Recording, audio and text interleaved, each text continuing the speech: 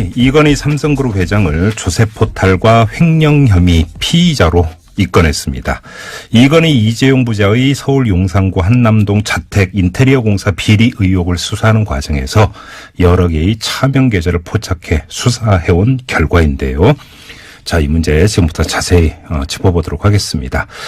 같은 문제로 일전에 저희가 인터뷰를 했던 분인데요. 더불어민주당의 이건희 차명계좌 TF 위원인 박용진 의원 연결합니다. 여보세요. 예, 안녕하세요. 박용진입니다. 네, 안녕하세요, 의원님. 지난 1월에 저희가 이 문제로 의원님 모시고 인터뷰를 한 적이 있었는데요. 결국은 예, 경찰의 결론도 같은 거죠? 그렇게 정리하면 되는 거죠? 예, 그렇습니다. 그런데 이번에 경찰이 이제 밝혀낸 것은 네. 그 출발이 2008년 특검 수사에서 확인된 것들이 아니고 네. 그때 확인되지 않았거나 혹은 그 이후에 조성된 그 자금과 관련된 사안이거든요. 그렇죠. 그래서 이것이 같은 결인지 다른 결인지는 본격적으로 검찰 수사를 통해서 해봐야 되고요. 네네. 또 제가 지난 2월 6일 그저께죠. 그때 그 이낙연 총리한테 네. 그 2008년 그 특검에 대한 수사 및 이건희 차명 계좌에 대한 전면 재수사가 불가피하지 않냐 그랬더니 이낙연 총리도 불가피하다 이렇게 확인을 했거든요. 예예. 그래서 아마 전면적인 수사를 해야 하지 않겠나 하는 생각이 듭니다. 자, 그러면 우리 애청자 여러분께서 다시 한번 좀 정리를 해 주십시오. 이건희 회장 차명 계좌 문제 그 개요를 다시 한번 좀 설명해 주시겠습니까, 의원님?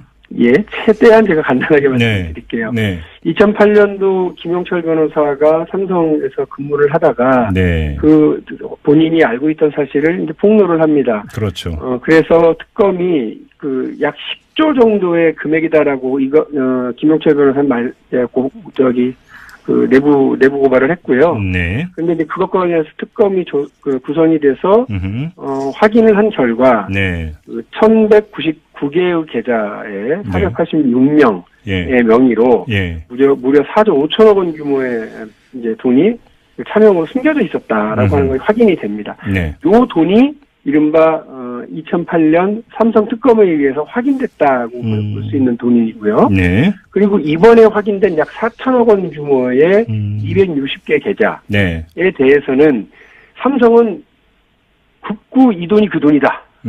이렇게 주장을 하고 있는데 네. 제가 볼 때 그렇지가 않은 여러 정황들이 있어요. 그래서 네. 저는 이 부분에 대해서는 별도로 금융위원회나 금융감독원, 부채청 등을 통해서 자료를 확보해서 분석을 좀 해볼 생각입니다. 네네. 그래서 이 두 개가 다른 이제 돈이 있고요.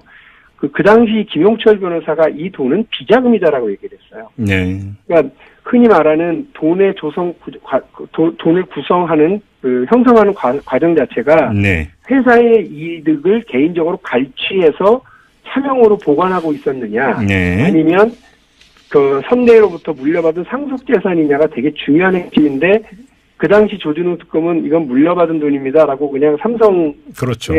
주장을 그냥 일방적으로 손들어 줘버리고 끝났거든요. 네네. 근데 이번에도 상속재산이라고 주장을 한다는 거예요. 도대체 그 이병철 회장이 87년에 돌아가셨는데 30년째 상속을 하고 있으면 이게 지금 말이 되겠습니까? 자, 그럼 정리를 하면 김용철 네. 변호사가 내부 고발했던 규모는 10조인데 2008년 조준웅 특검과 이번 경찰이 밝혀낸 걸 합해도 절반밖에 안 되니까. 네. 그러니까 나머지 5조 원의 그 숨겨진 차명 계좌가 더 있을 가능성을 지금 제기를 하시는 거고요. 첫 번째는. 그렇습니다. 두 번째는 이것이 그러면 상속 재산이냐 아니면 다른 조성 경위가 있느냐 이것도 좀 이제 체크해드리는 포인트라고 말씀을 하셨는데. 그렇습니다. 경찰이 지금 오늘 입건을 하면서 조세포탈 혐의 말고 횡령 혐의가 있다고 밝혔는데. 네. 바로 이게 지금 그 포인트인 것 같거든요. 이걸 어떻게 봐야 되는 겁니까? 조금 다른데요. 이 예. 횡령 부분은 그 임원들에게 이제 적용을 한 것으로 알고 있어요. 예. 그러니까 회사의 자금으로 인테리어에 썼다 이제 이 얘기입니다. 아, 횡령은 그 인테리어 비용 조달한 예. 것만 갖고 이야기하는 거고요. 그러니까 이게 지금 돈의 형성에 대해서는 문제를 삼지 않고 이번에 네. 똑같은 거예요. 네네. 돈의 형성은 문제를 삼지 않고 조세 포탈이라고 하는 돈의 관리에 대한 문제로만 문제를 집중시키고 있다는 겁니다. 네. 그런데 보세요. 자, 이건희, 이재용 이 두 사람은 대한민국에서 이들의 소득이 어떻게 되는지 누구보다도 투명한 유리할 소득이에요. 네. 믿기지 않으실지 모르겠지만 이들이 소득이 들어오면 이게 다 공시가 됩니다. 그리고 우리나라의 모든 그 금융 기관들에 의해서 확인이 될 수가 있어요. 예, 예. 어떤 거냐면 그 주식에 대한 배당 소득, 그다음에 자기들이 은행에 저금해 놓은 돈들에 대한 이자 소득, 네. 그리고 본인들이 회사에 임직원으로 있기 때문에 그에 따른 월급 소득, 이 세 가지 소득밖에 없는 겁니다. 예, 예. 이 세 가지 소득은 다 파악이 되죠. 그런데 이 세 가지 소득을 가지고 그 주식을 사거나 이런 게 아니라면 그건 뭘까?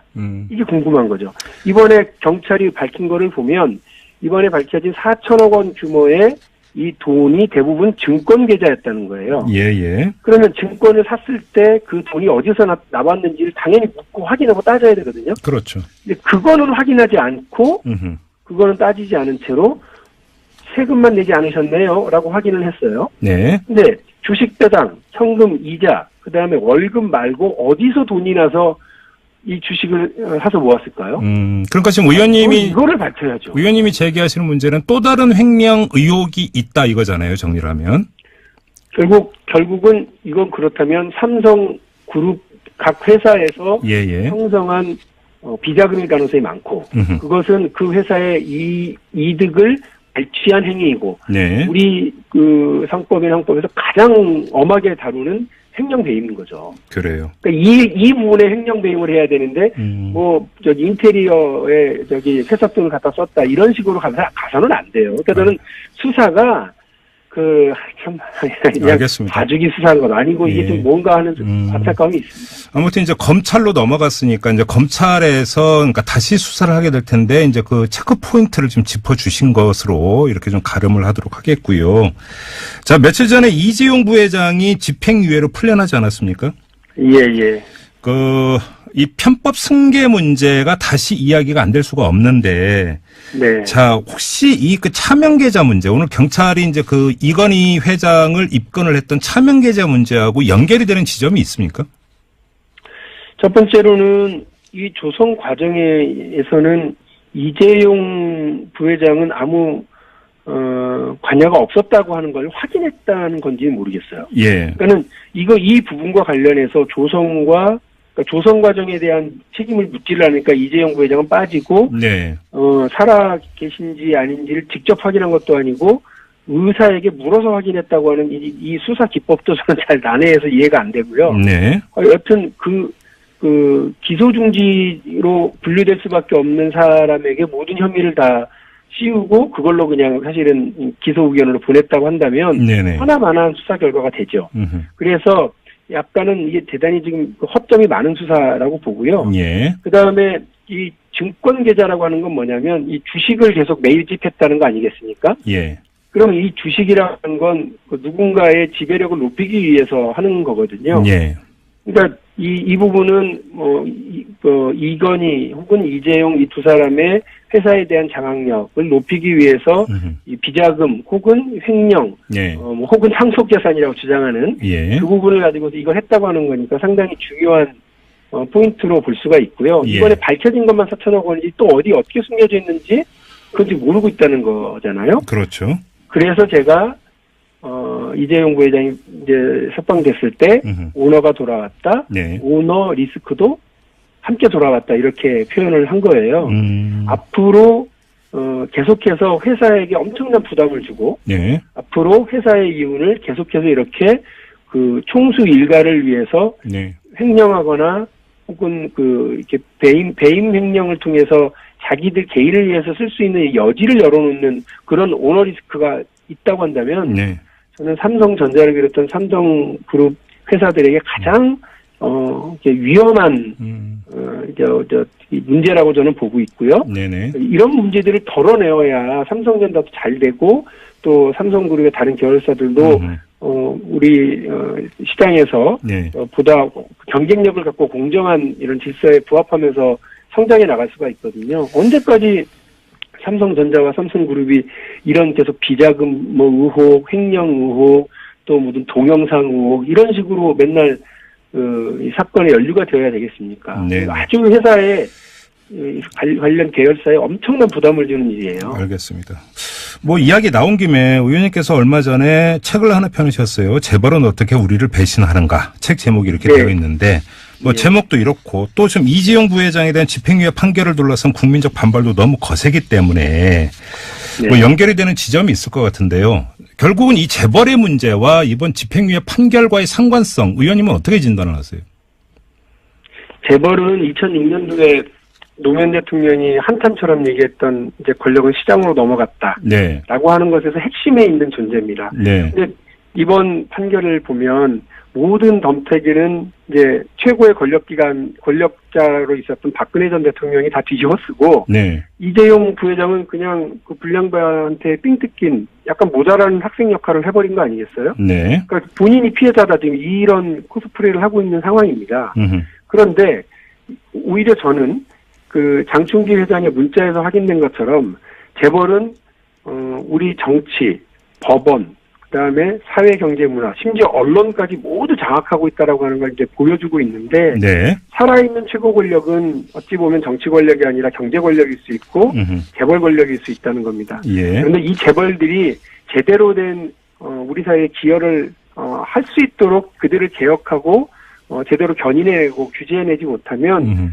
우리 경제의 거의 80~90%를 차지하고 있는 이 재벌이 우리 경제 전체에 엄청난 부담으로 이제 다가설 수밖에 없을 거고요. 네. 그래서 재벌을 잘 개혁하자고 하는 건 재벌을 해체하거나 타도하자는 것과 전혀 다른 문제이고 예. 자본주의 시장 경제의 가장 핵심 장점인 공정성과 효율성 이것을 가지고서 경쟁력을 강화해 나갈 수 있는 거니까요. 네. 재벌 개혁은 지금 맞닥뜨려 있는 이 오너 리스크들을 어떻게 극복해 나갈 수 있느냐에 가장 맞닥뜨리는 문제라고 생각을 합니다. 아니 근데 지금 왜 질문을 드리냐면 그 집행유예 판결의 취지를 보면은 이재용 부회장 삼성은 네. 피해자라는 거 아닙니까? 박근혜 네. 당시 대통령의 강압에 의해서 못 이겨서 뇌물을 갖다 준 거의 피해자식으로 그러니까 판단을 했길래 네. 만약에 법원이 이런 식으로 판단을 한다면 지금 의원님이 강조하고 있는 재벌 개혁권은 정반대 방향으로 분위기가 잡혀갈 수도 있지 않을까 해서 질문을 드린 겁니다.